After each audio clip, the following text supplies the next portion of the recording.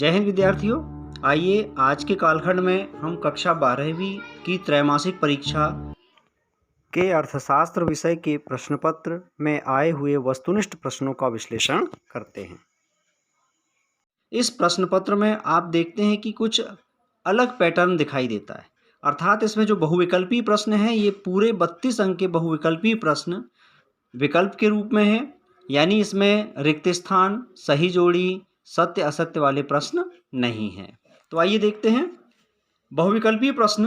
पहला है, व्यष्टि अर्थशास्त्र में सम्मिलित होता है। विकल्प आ व्यक्तिगत इकाई, ब छोटे चर, स व्यक्तिगत मूल्य और द है उपरोक्त सभी। तो विद्यार्थियों यहाँ पर जो व्यष्टि अर्थशास्त्र है इसकी जो विशेषताएं हैं, इसके अंतर्गत व्यक्तिगत इकाइयों का अध्ययन किया जाता है, छोटे चरों का अध्ययन किया जाता है तथा मूल्य निर्धारण जो है यह व्यष्टि अर्थशास्त्र की प्रमुख विशेषता होती है। तो यहाँ पर इसका जो सही उत्तर है वह है द उपरोक्त सभी। दूसरा प्रश्न है, समष्टि अर्थशास्त्र के अंतर्गत निम्न में से किसका अध्ययन किया जाता है? अ राष्ट्रीय आय, ब पूर्ण रोजगार, स कुल उत्पादन तथा द उपरोक्त सभी। तो यहाँ पर सही उत्तर है उपरोक्त सभी। तीसरा प्रश्न है, अर्थशास्त्र की विषय वस्तु का अध्ययन किन शाखाओं के अंतर्गत किया जाता है? अ व्यष्टि अर्थशास्त्र, ब समष्टि अर्थशास्त्र, स उपरोक्त दोनों और द उपरोक्त में से कोई नहीं।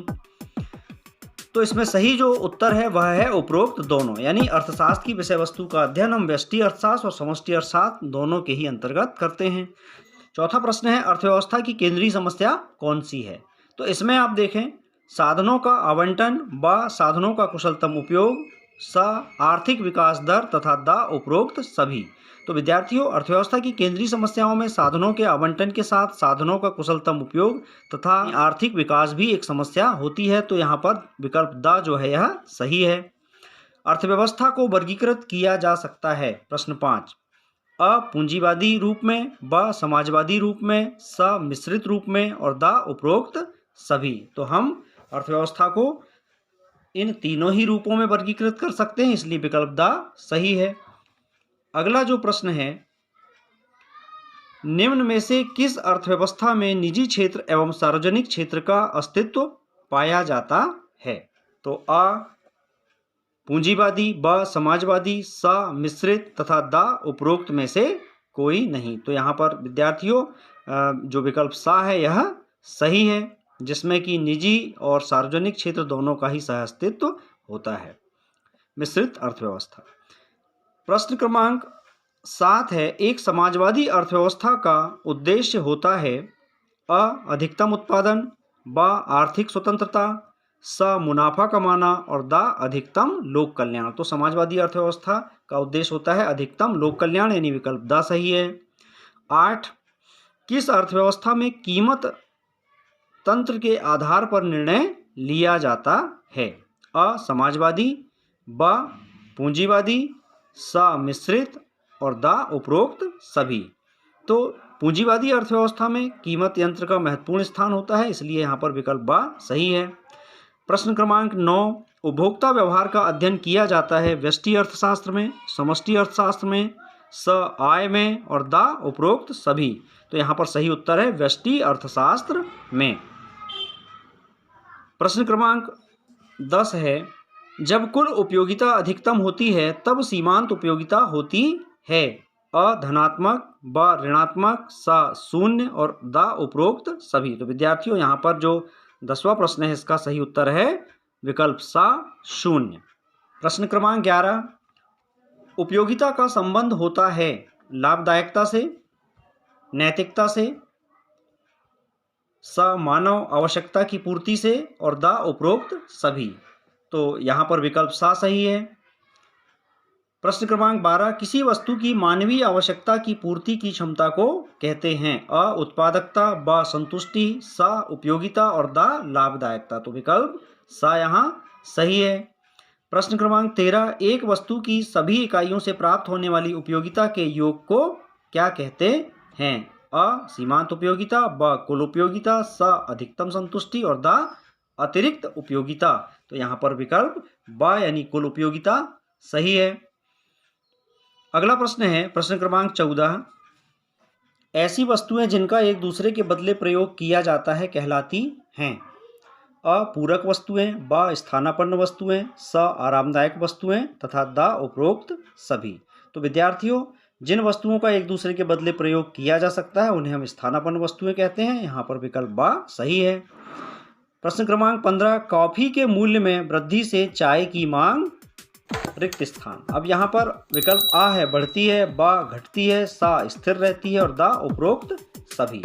तो कॉफी के मूल्य में वृद्धि से चाय की मांग में वृद्धि होगी, अर्थात विकल्प आ सही है, क्योंकि चाय और कॉफी दोनों ही स्थानापन्न वस्तुएं हैं। प्रश्न क्रमांक 16। मांग में कमी के निम्नलिखित में से कौन से कारण हैं?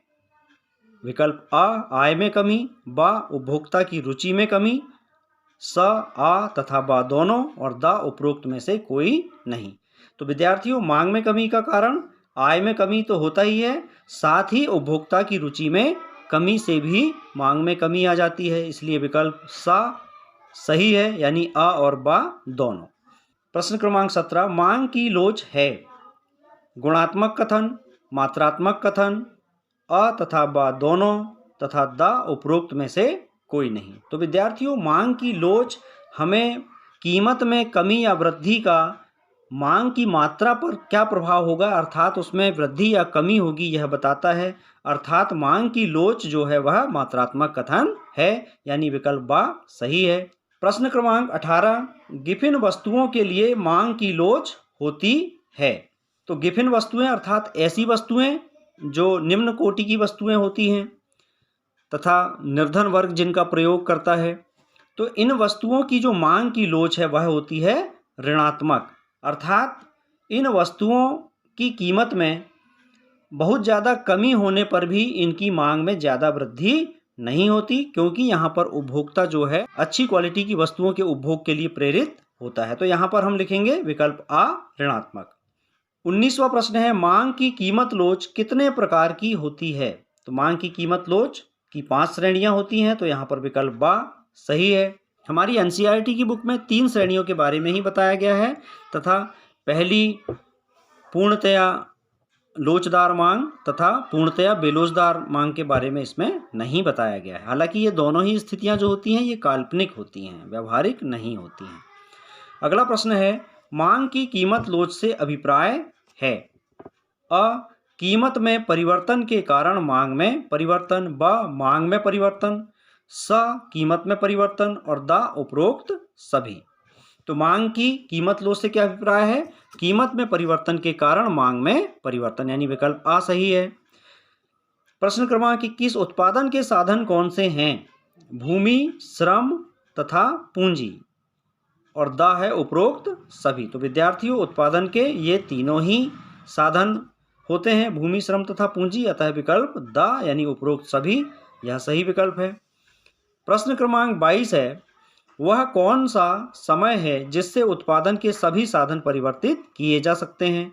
अ अल्पकाल, ब दीर्घकाल, स अति अल्पकाल और द उपरोक्त सभी। तो विद्यार्थियों, उत्पादन के सभी साधनों को परिवर्तित हम दीर्घकाल में कर सकते हैं, इसलिए यहाँ पर विकल्प ब दीर्घकाल सही है। प्रश्न क्रमांक 23। उत्पादन का सक्रिय साधन है। इसके विकल्प दिए हैं अ पूंजी, ब श्रम, स में भी पूंजी छपा हुआ है तथा द उपरोक्त सभी। तो जो श्रम साधन है यह सबसे सक्रिय साधन होता है, इसलिए यहाँ पर विकल्प ब सही है। प्रश्न क्रमांक 24। निम्नलिखित में से कौन सा स्थिर लागत नहीं है? अ बीमे का प्रीमियम, ब ब्याज, स कच्चे माल की लागत तथा द फैक्ट्री का किराया। तो यहाँ पर स्थिर लागत कौन सी नहीं है? देखें आप, बीमे का प्रीमियम, आपकी फैक्ट्री का जो बीमा है उसकी प्रीमियम की राशि आपको उत्पादन बंद करने पर भी देनी ही होती है। इसी तरह लिए गए ऋण पर ब्याज उत्पादन बंद कर देने पर भी देना होता है तथा फैक्ट्री का किराया, अगर आप उत्पादन नहीं भी करते हैं तब भी आपको किराया देना होता है। तो ये स्थिर लागतों में आती है। तो स्थिर लागत कौन सा नहीं है? विकल्प सा कच्चे माल की लागत। 25वां प्रश्न है उत्पादन बंद कर देने पर कौन सा प्रभाव पड़ता है? अ स्थिर लागत बढ़ जाती है, ब परिवर्तनशील लागतें कम हो जाती हैं, और स परिवर्तनशील लागतें शून्य हो जाती हैं और द स्थिर लागतें शून्य हो जाती हैं। तो विद्यार्थियों, जब हम उत्पादन बंद कर देते हैं तो परिवर्तनशील लागतें शून्य हो जाती हैं, यानी विकल्प सा सही है। औसत लागत वक्र का आकार होता है। तो विद्यार्थियों, यहाँ पर विकल्प आ है यू आकार जैसा, ब वी आकार जैसा, एस आकार जैसा तथा ए आकार जैसा। तो सभी जो लागत वक्र होते हैं वो यू आकार जैसे होते हैं, यानी विकल्प आ सही है। प्रश्न क्रमांक 27, संतुलन कीमत के निर्धारक घटक कौन से हैं? अ वस्तु की मांग, ब वस्तु की पूर्ति, स आ एवं बा दोनों और उपरोक्त में से कोई नहीं। तो विकल्प आ और बा दोनों ही सही हैं, क्योंकि संतुलन कीमत का निर्धारण वस्तु की मांग तथा पूर्ति दोनों से ही होता है। तो यहाँ पर विकल्प सा यानी आ एवं बा दोनों यह सही विकल्प है। प्रश्न क्रमांक 28, बाजार मूल्य पाया जाता है अ अति अल्पकाल बाजार में, ब दीर्घकाल बाजार में, स अति दीर्घकालीन बाजार में तथा द उपरोक्त सभी। तो विद्यार्थियों, जो बाजार मूल्य होता है यह अल्पकालीन मूल्य होता है तथा सामान्य मूल्य जो होता है दीर्घकालीन मूल्य होता है। तो यहाँ पर विकल्प आ अति अल्पकाल बाजार में यह सही विकल्प है। प्रश्न क्रमांक 29, पूर्ण प्रतियोगिता में किसी वस्तु का मूल्य निर्धारित होता है अ मोल भाव द्वारा, उत्पादन लागत से तथा स मांग एवं पूर्ति द्वारा तथा द उपरोक्त सभी। तो पूर्ण प्रतियोगिता में वस्तु के मूल्य का निर्धारण मांग और पूर्ति की शक्तियों द्वारा होता है। तो विकल्प सा सही है। प्रश्न क्रमांक 30 है, अति अल्पकाल में पूर्ति होगी अ पूर्णतया लोचदार, ब पूर्णतः बेलोचदार, स लोचदार तथा द उपरोक्त में से कोई नहीं। तो विद्यार्थियों, अति अल्पकाल में जो पूर्ति होती है यह पूर्णतः बेलोचदार होती है, अर्थात कीमतों में वृद्धि हो जाने पर भी पूर्ति को बढ़ाना संभव नहीं होता। तो अति अल्पकाल में पूर्ति में आप कोई भी परिवर्तन नहीं कर सकते, चाहे कीमत में कितना भी परिवर्तन क्यों ना हो जाए। तो पूर्णतः बेलोचदार यानी विकल्प ब सही है। प्रश्न क्रमांक 31, सरकार द्वारा उच्चतम निर्धारित कीमत तय की जाती है, अर्थात किसी वस्तु का अधिकतम मूल्य निर्धारित किया जाता है अ आवश्यक वस्तुओं पर, ब यह बाजार कीमत से कम होती है, स वस्तुओं को सामान्य लोगों की पहुंच में लाने हेतु तथा द उपरोक्त सभी। तो सरकार उच्चतम निर्धारित कीमत क्यों तय करती है? आवश्यक वस्तुओं पर तथा निर्धन व्यक्तियों को वह वस्तुएं सुलभ हो इसलिए। तो यहाँ पर विकल्प आ आवश्यक वस्तुओं पर यह सही है। प्रश्न क्रमांक 32, कृषि वस्तुओं के लिए कीमत निम्नतम सीमा को कहते हैं अ न्यूनतम समर्थन मूल्य, ब अधिकतम समर्थन मूल्य, स आ तथा ब दोनों तथा द उपरोक्त में से कोई नहीं।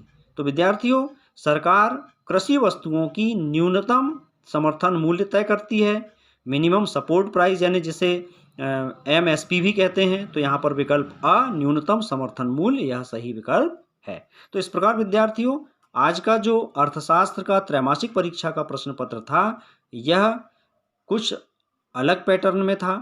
इसमें पूरे 32 प्रश्न जो हैं बहुविकल्पी दिए हुए हैं, जबकि आपका जो ब्लूप्रिंट है, ब्लूप्रिंट में कहा गया है कि आपके जो 32 अंक के वस्तुनिष्ठ प्रश्न होंगे उनमें रिक्त स्थान, सही जोड़ी, सत्य असत्य इस प्रकार के प्रश्न होंगे। तो विद्यार्थियों, आशा है आज के इस वीडियो से आप अपने उत्तरों की जांच कर पाए होंगे। अपने सहपाठियों से भी इस वीडियो को शेयर करें तथा अपने अगले वीडियो में हम इस प्रश्न पत्र के शेष प्रश्नों के उत्तर लेकर के आएंगे। तब तक के लिए नमस्कार, जय हिंद।